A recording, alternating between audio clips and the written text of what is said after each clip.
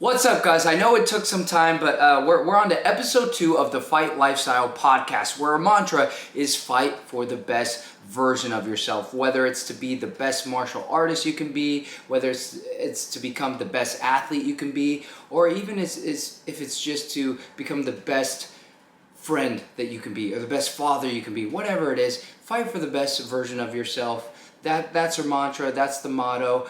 We want to basically motivate. Make everyone who comes to this channel just have a better day, a better month, a better year, better pizza, better ingredients, Papa John's. To start this podcast off today, we're going to start with something motivational, something to get you fired up for this week, because I know you could really use it, and god damn it, I could really use it. So let's just get started. This is called Make Moves or Make Excuses. Let's do it. When it comes to life and its toils and its challenges, we really only have two choices. We can make moves or we can make excuses. The best way to start making moves toward the life that you want is to stop looking for reasons why you can't. Life isn't that hard. There is no dream police or a goal dictator that is standing over you, ready to stop you from dreaming bigger, or slapping you on the wrist for dreaming of a better life. We all too often think that dreaming big is a foolish task. Most of the limits that we put on ourselves are just that. Limits we put on ourselves for no other reason than because it's what we have always done. What can you do today to strike down a lie you have been telling yourself? So to start off your week, your day, your month, just to start it off right, make a decision today as you're listening to this. Either choose to make moves or choose to make excuses. One side or the other. You take this path or you take the other one. Make moves or make excuses. Choose what you want to do this week, and you'll know where you're going to go. So anyways, I hope that helps you a lot. Get your morning, get your day fired off right, get your night fired off right, whatever time it is right now. God, I love reading that. I feel fired up, dude. I feel like I could take Illia Topuria and just freaking head kick him into oblivion after reading this. Probably not, but it would make me want to try. Okay, well, let's move on to what we're really going to talk about today, which is UFC Freedom 250. We're going to talk a little bit about this. Let's just go on to Illia versus Justin Gaethje. A lot of people are counting Gaethje out, but they did against Patty. And look what happened. Justin Gaethje, I don't think he gets enough credit. I think he's actually really intelligent in the cage. I think he has smart tactics. I think he has a great coach, Trevor Whitman, who also trains Kamaru Usman. And if you follow Justin Gaethje on YouTube, I mean, you'll just see the drills and the training that he's doing. He trains hard as hell, man, and he's a tough fighter. So people are counting out Gaethje once again, like they did against Patty, and we saw what happened. And now against Illia, they're counting Justin Gaethje out again. And to be honest, it's a good fight. I think it's going to be a little bit more competitive than people think. I think Justin Gaethje is going to come out really, really prepared. But Illia is an absolute... Don't think that for some reason I'm counting Illia out. No, Illia is an absolute demon. He's a monster. But how can we count Gaethje out when he always goes to war and he has put so many people to sleep? He's made so many people go unconscious, but we still doubt him. At one point, we thought basically Justin Gaethje was kind of the Illia Topuria of the division before Illia was ever there.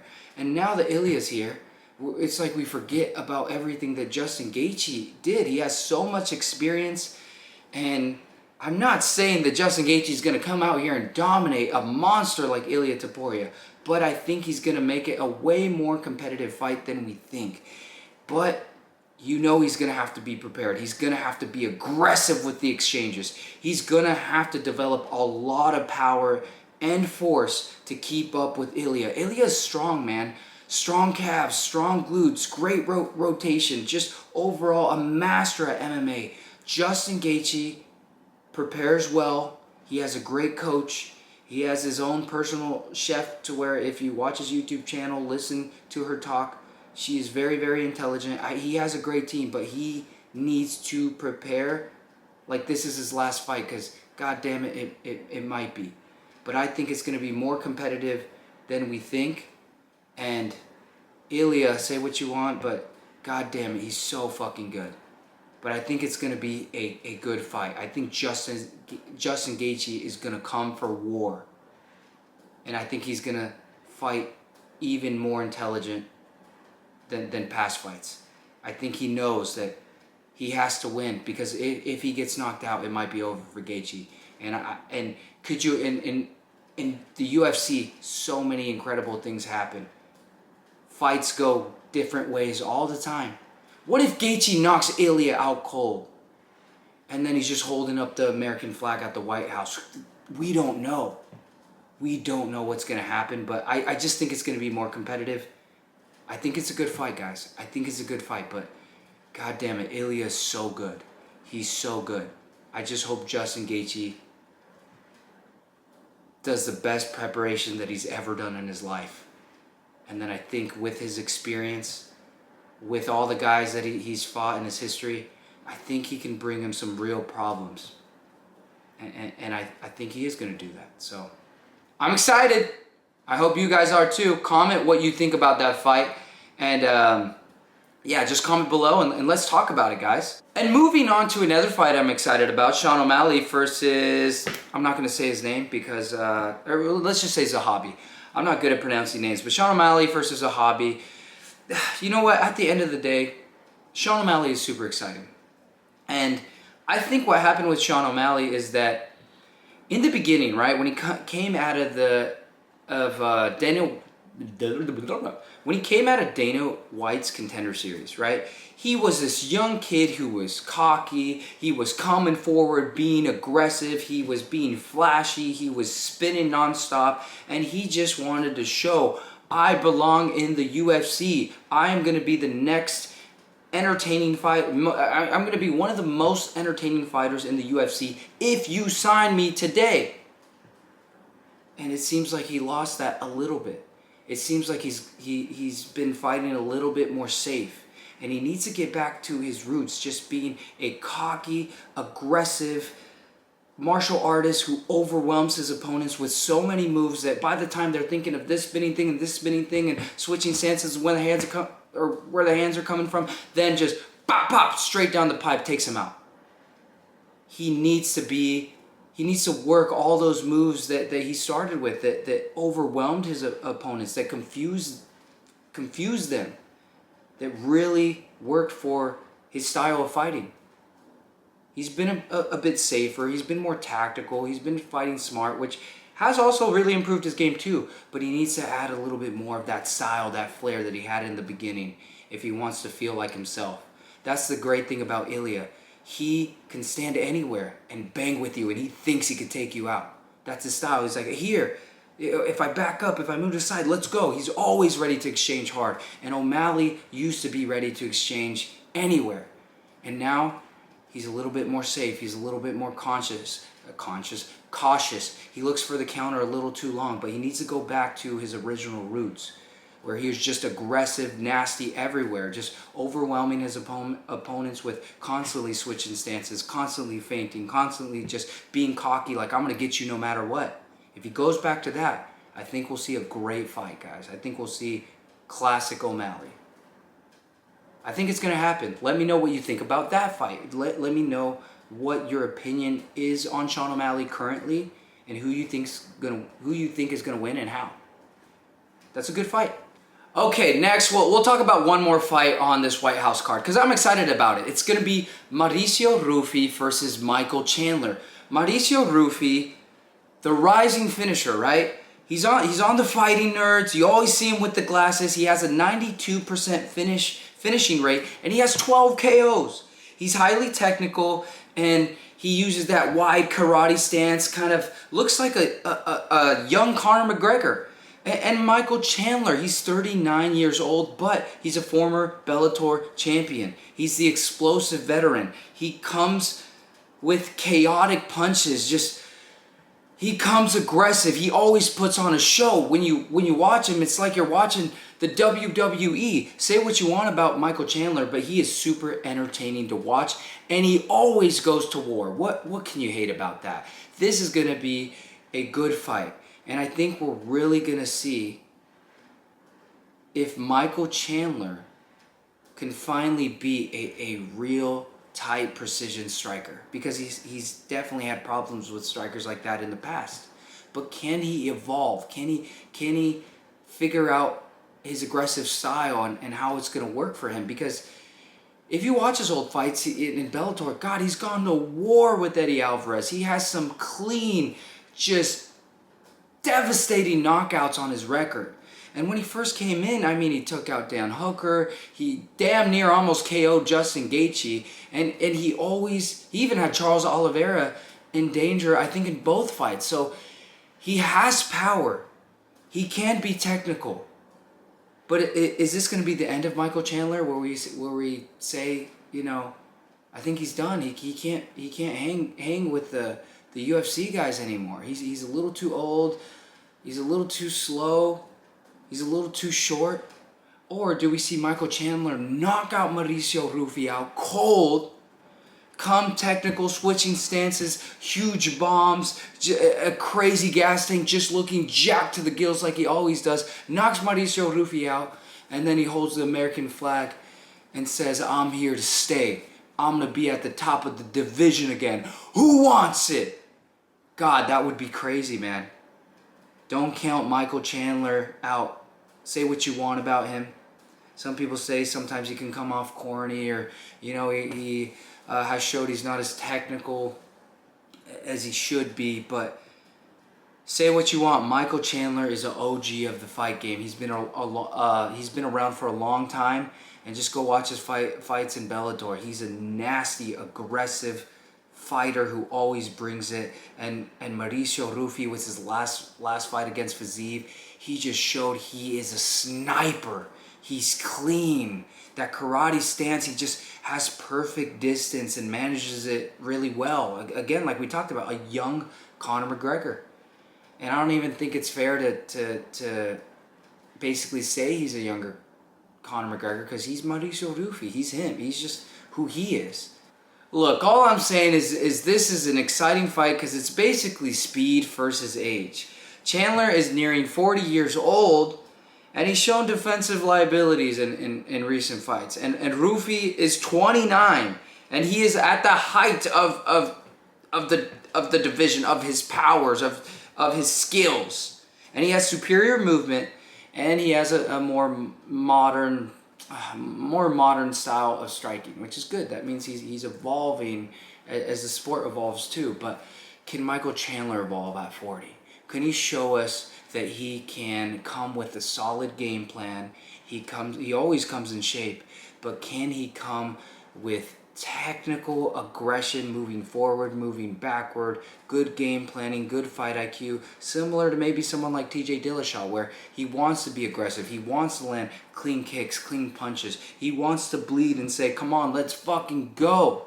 But can Chandler do that? Can he finally figure out his style to where he can still be aggressive, be chaotic, have all this just dog-like energy, but still be clean, still be defensively safe, still be smart, still just thinking there like a true top-level MMA guy, whatever, martial artist. I don't know. But it's going to be exciting. Chandler always brings it. Ruffy's going to bring it. I think it's just going to be an entertaining fight. And I'm going to say I think Chandler's going to get it. Don't hate me, but that's what I think. Let me know what you think in the comments, guys. I just think this fight is going to be action-packed, you know? It's going to be speed, power, aggression. I mean, honestly, Michael Chandler is so powerful. I could see Mauricio Ruffy just hanging back a little too long, looking for the counter too long, and then Michael Chandler switching stances and coming forward just with non-stop combos and aggression, and he has enough power to just land a shot and just take him out. And he has really good wrestling.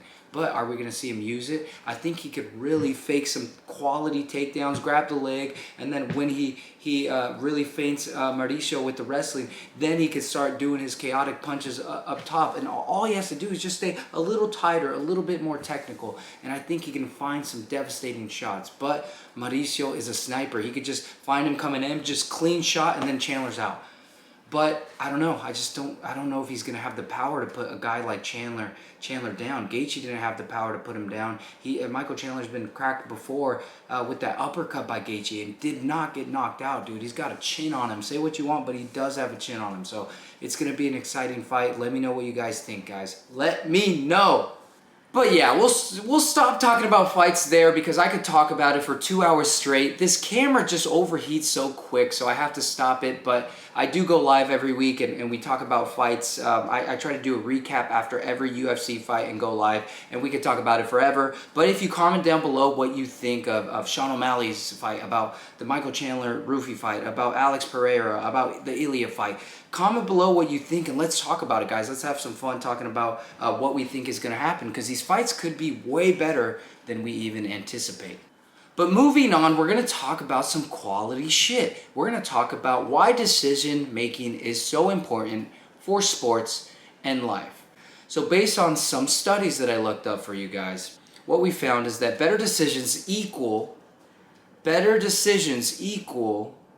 better performance. Studies show athletes who make quicker and smarter decisions perform better in games. They react faster, they choose better moves, and they win more situations. So this just isn't about talent. Research shows that decision making can be trained and improved. So again, what stuff that I've read in the list that I make is that the list that I made shows that top athletes do think differently. Research comparing beginners and elite athletes shows that experts read situations faster. They predict what's about to happen. They stay calmer under pressure. That's why two athletes can have the same physical skill, but the smarter decision maker usually wins. So you can use this when you're boxing, when you're sparring in boxing, when you're sparring in Muay Thai, when you're sparring in kickboxing, when you're doing MMA, whatever. There can be two athletes sparring. They have the same physical skill, but the smarter decision maker usually wins. So make better decisions, whether it's even just having a better diet, better hydration, training technically smart, making better decisions when you're in the ring, being calm under pressure, being composed, always being ready to counter, always just timing them, trying to build your fight IQ, trying to sometimes watch fights and watch them frame for frame, what they're doing, how they're feinting, how they're getting on the inside, how they're getting outside of shots. Just really try to make better decisions on how you study fighting, how you think about fighting, how your diet is as an athlete, how you think, how you think. You got to have high quality thoughts if you want to perform better. If you have low quality thoughts, you tend to perform at a low quality as well. Also, if you want to be a better athlete, especially if you want to land more in sparring and become a better martial artist, because mainly on this channel we talk about MMA, martial arts, boxing, kickboxing. If you want to land more in sparring, you gotta have emotional control, because it shows that athletes that have emotional control, they have improved decision making. Studies show that athletes with better emotional control, they have less panic and less impulsiveness. So they make higher quality choices. Basically, if you can stay calm, you think clearer, and if you think clearer, you perform better. That's it. Pretty simple. Stay calm, think clearer. Once you think clearer, you're going to perform better, because you can think. You can be more efficient. You can just stay calm, not be too emotional, not be overreacting, not getting angry and letting your anger control the decisions you make in sparring, because you're so angry now you're going to go. It's like, no, just stay calm, find your shots, be ready to slip and roll, because you're observing. You're just trying to be more intelligent. And if the shots come, you just block, boom, boom, boom, roll under. You're not freaking out. You're not breaking your stance. You're not getting unbalanced. You're just being calm so you can make really good quality decisions. It's going to help you out a lot. And just to kind of end on this topic, we'll finish here. This is the big truth. Decision making is one of the most powerful life skills you can build. For athletes in combat sports, it wins exchanges, rounds, and fights. For your regular life, it's going to reduce stress, regret, and emotional chaos. So make better decisions, think more clearly, be more calm, be in control of your emotions, and you're going to perform better as an athlete, as a martial artist, and just in your life. It's going to help you a lot. It's helped a lot of athletes that I've trained, and I think it's going to help you too if you take it seriously. But thank you guys for tuning into episode 2. My camera's overheating, guys. I need to get a new one. Hopefully, eventually, I can afford a better one that doesn't overheat every goddamn 2 minutes.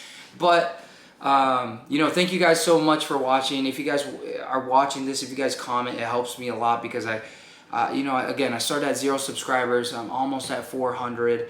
And we haven't even had this YouTube for too long. So thank you so much for your support, because if you even spend a minute listening to this, I mean, you didn't even have to at all. There's a million channels, but you chose to support me, so thank you so much. I appreciate every single one of you. A lot of you guys have been super chill, super dope to talk to, and all into martial arts, and all have great insights into UFC and MMA, so even video games. Like, it's just fun talking to you guys. I think we are slowly building a positive fight community, all people who are into the same thing, and you should come here and have a great time and find people who like the same stuff you like, and we should be able to have chill vibes, have fun, and leave this podcast, leave whatever YouTube video we have. You should be able to leave and have a better day, a better week, a better month, and get something positive out of it. So I hope I helped you have a better day, maybe think a little bit better for your week.